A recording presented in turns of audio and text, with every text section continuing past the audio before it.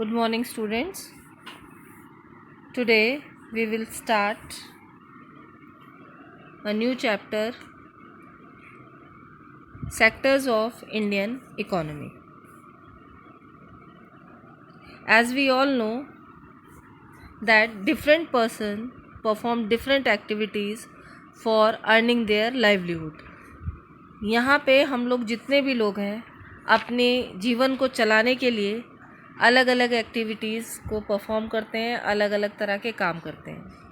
Some people are engaged in agriculture, some are engaged in transportation, some are engaged in education, some are engaged in health services, banking services, insurance, communication, government administration, some are engaged in armed force, some are engaged in law and order maintenance.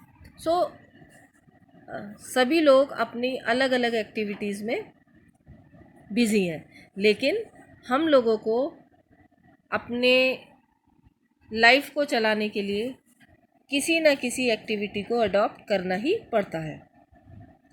All these economic activities are broadly classified into 3 major groups. अब ये जितनी भी activities मैंने अभी आपको गिनवाई हैं, इन सभी activities को आप किसी न किसी ग्रुप में डिवाइड करके हम लोग इनको स्टडी करेंगे on the basis of their common characteristics. So these groups of economic activities are known as sectors of the economy. और इकोनॉमिक्स में हम लोग इनको क्या वर्ड देते हैं? सेक्टर्स. यानी कौन सी एक्टिविटी कौन से सेक्टर में आती है. आज हम इस चैप्टर में यही पढ़ेंगे कि जो अलग अलग एक्टिविटीज़ हमारे द्वारा परफॉर्म की जाती हैं वो एक्टिविटीज़ एक्चुअली कौन से सेक्टर में आती हैं. तो basically these sectors are primary sector, secondary sector and tertiary sector.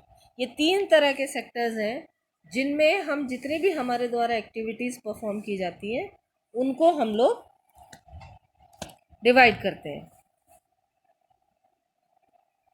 So main groups of economic activities are known as sectors. सबसे पहले हम देखेंगे कि हमारी कौन सी एक्टिविटी आती है? प्राइमरी एक्टिविटी, उसके बाद सेकेंडरी, उसके बाद टर्शरी. सो सबसे पहले हम पढ़ेंगे कि हमारी जो प्राइमरी एक्टिविटी है उसमें हमारी कौन कौन सी एक्टिविटीज़ आती हैं और प्राइमरी एक्टिविटी को हम प्राइमरी एक्टिविटी क्यों बोलते हैं. Primary sector. This sector includes all activities as are undertaken by using natural resources. Primary sector को हम लोग प्राइमरी सेक्टर क्यों बोलते हैं? क्योंकि जितनी भी एक्टिविटीज़ हमारी वो एक्टिविटीज़ है जिनमें हम नेचुरल रिसोर्सेज का मैक्सिमम यूज़ करते हैं, जैसे एग्रीकल्चर है, फॉरेस्ट्री है, फिशिंग है, एनिमल हस्बेंड्री है, माइनिंग है, फार्मिंग है. तो ये जो सारी एक्टिविटीज़ हैं ये हमारी वो एक्टिविटीज़ हैं जिनका कि हम नेचुरल रिसोर्सेज का यूज़ करके जिनका मैक्सिमम यूज़ करते हैं. This sector is also known as agriculture sector और एग्रीकल्चर रिलेटेड सेक्टर. इस सेक्टर को हम लोग एग्रीकल्चर सेक्टर भी बोलते हैं या एग्रीकल्चर से रिलेटेड सेक्टर भी बोलते हैं. क्योंकि एग्रीकल्चर से रिलेटेड मैक्सिमम एक्टिविटीज़ हमारी प्राइमरी एक्टिविटीज़ के अंडर आती हैं, इसलिए इस एक्टिविटी का नाम ही हमने, इस सेक्टर का नाम ही हमने एग्रीकल्चर सेक्टर रख दिया है. In all countries, in the initial stages of economic development, primary occupations remain dominant. But as a country heads towards economic development, proportionate share of these occupations in the national income goes on diminishing. तो जितनी भी countries हैं अपने economic development की initial stage पे यानी starting में, शुरुआत में क्या करते हैं कि अपने नेचुरल रिसोर्सेज का मैक्सिमम यूज़ करते हैं, उन रिसोर्सेज का मैक्सिमम डेवलपमेंट करते हैं और इस तरह से अपने इकोनॉमिक डेवलपमेंट को ग्रो करते हैं. तो ये तो हो गई हमारी प्राइमरी सेक्टर. अब दूसरा आ जाएगा हमारा secondary sector. This sector include various manufacturing activities. Sector में हमारी जितनी भी मैन्युफैक्चरिंग से संबंधित एक्टिविटीज़ होती हैं वो सारी हमारी सेकेंडरी सेक्टर की होती हैं। और जो जितनी भी एक्टिविटीज़ हैं, जैसे प्राइमरी सेक्टर की हम लोग नेचुरल रिसोर्सेज का मैक्सिमम यूज़ करके करते हैं, तो सेकेंडरी सेक्टर में जितनी भी एक्टिविटी परफॉर्म की जाती है वो बेसिकली वर्कशॉप, फैक्ट्रीज, इनमें परफॉर्म की जाती है। It include all type of industries. इसमें सारी इंडस्ट्रीज़ आ जाती हैं, चाहे वो आपके लार्ज स्केल इंडस्ट्रीज़ हों, चाहे वो आपके स्मॉल स्केल इंडस्ट्रीज़ हों, और चाहे वो आपकी कॉटेज इंडस्ट्रीज़ हों। It is also known as industrial sector. इसीलिए क्योंकि ये सारा इंडस्ट्री बेस्ड सेक्टर है तो इसको हम लोग इंडस्ट्रियल सेक्टर, जैसे उसको प्राइमरी सेक्टर को हम एग्रीकल्चर सेक्टर बोलते हैं, इसको हम लोग इंडस्ट्रियल सेक्टर भी बोलते हैं, क्योंकि सारा मैन्युफैक्चरिंग से रिलेटेड वर्क सेकेंडरी सेक्टर में ही आता है। उसके बाद आ जाते हैं हम लोग अपने टर्शरी सेक्टर पे। It is also known as service sector, और इसको अब नाम से ही हमें पता चल रहा है कि जितना भी हमारा सर्विस सेक्टर है वो सारा हमारा टर्शरी सेक्टर के अंदर आता है। It includes all such activities that are helpful in production process of economy.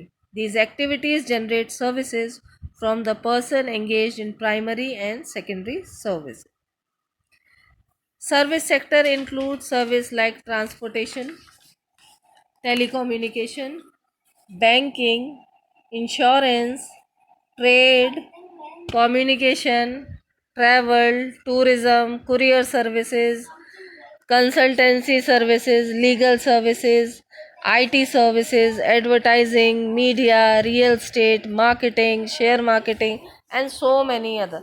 तो जितना भी हमारी सर्विसेज हैं, जितनी भी हमारी सर्विसेज हैं, वो सारी सर्विसेज हमारी इसी सेक्टर के अंदर आती हैं। इसमें चाहे वो हमारी ट्रांसपोर्टेशन है, चाहे वो हमारी हेल्थ सर्विसेज है, चाहे वो हमारी एजुकेशन सर्विसेज हैं, चाहे वो हमारी लीगल सर्विसेज हैं। तो ये जो सारा सर्विस सेक्टर है वो हमारा टर्शरी सेक्टर में आता है, इसलिए हम टर्शरी सेक्टर को सर्विस सेक्टर भी बोलते हैं। प्राइमरी सेक्टर को हम लोग एग्रीकल्चर सेक्टर बोलते हैं, सेकेंडरी सेक्टर को हम लोग इंडस्ट्रियल सेक्टर बोलते हैं, और टर्शरी सेक्टर को हम लोग सर्विस सेक्टर बोलते हैं। So these are the 3 important parts of Indian economy.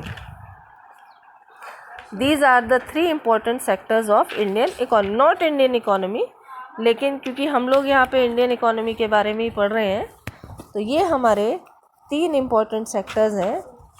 उसके बाद नेक्स्ट हमारा आ जाता है कि किस तरह से हम अलग अलग तरीके से अपने इन सेक्टर्स को ग्रो करते हैं, है ना। क्योंकि यदि हम एग्रीकल्चर सेक्टर को अपना ग्रो करेंगे तो बाकी सारे जो सेक्टर्स हैं वो अपने आप ही उनका डेवलपमेंट होगा। तो ये सारे सेक्टर्स एक दूसरे से को रिलेटेड है। अब बात आ जाती है कि हमारे इन तीनों सेक्टर्स में इंडियन इकोनॉमी में सबसे ज़्यादा एम्प्लॉयमेंट देने वाला सेक्टर कौन सा है। सो the graph of the share of sector in GDP shows that the tertiary sector is contributing maximum to the GDP.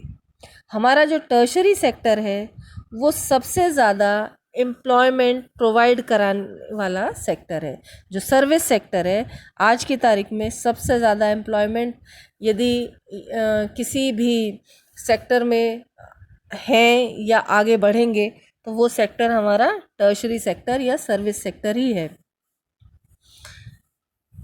Largest employment is still guaranteed by the primary sector. This is because employment rise in tertiary sector has been slow due to its agriculture still has the largest number of workers. It has more than required number of people. This is called underemployment. each one is doing some work but no one is full employed. This is a hidden employment as compared to person who is clearly unemployment. That is why it is also called disguised unemployment.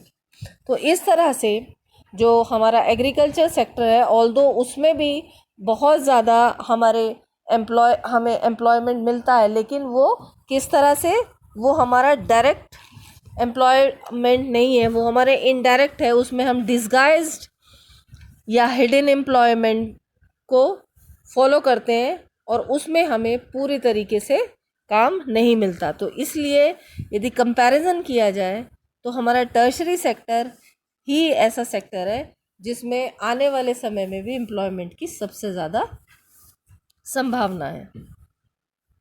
Now how can more employment opportunity be created? अब economy में, जैसे India एक developing economy है, अपने development की तरफ लगातार बढ़ रहे हैं, हम लोग डेवलप्ड कंट्रीज़ की लाइन में आना चाहते हैं, लेकिन हमारे सामने बहुत ज़्यादा प्रॉब्लम्स हैं, रिसोर्सेज की, ओवर पॉपुलेशन की, इलिटरेसी की. तो ये सारी बहुत सी प्रॉब्लम्स हैं जो कि हम लगातार फेस करते हैं और हम ये देखते हैं कि इनकी वजह से जो और सारी प्रॉब्लम्स हैं वो हमारे सामने आ जाती हैं. तो how can we create employment opportunities? तो we can create more employment opportunity, number 1, by strengthening information technology center. Nowadays जो हमारा आईटी सेक्टर है, this is the fastest growing sector of our economy. So it is expected that in the next few years this sector will emerge as the largest employer in the country. So हमारा IT sector जो है, this is the fastest growing sector of economy. तो आने वाले समय में यदि हम अपने इस सेक्टर को स्ट्रेंथन करें तो हमारी जो एम्प्लॉयमेंट की अपॉर्चुनिटीज़ हैं वो और ज़्यादा बढ़ेंगी. नेक्स्ट है potential in education sector. So we have great potential in education sector. In India there is great employment potential in education center. If more schools are opened in rural areas also, then it will create more employment opportunity for teachers. इसके अलावा potential in health sectors, potential in tourism sector, we have potential in transportation sector, we have potential in other services like banking, insurance, communication, beauty care services, advertisement services and so many other service. तो जो हमारा ये service sector है ये भी अपने आप में फ्यूचर में बहुत ज़्यादा एम्प्लॉयमेंट क्रिएट करने में हेल्प कर सकता है. Thank you students. बाकी का पार्ट हम लोग अपनी नेक्स्ट वीडियो में डिस्कस करेंगे. Thank you so much.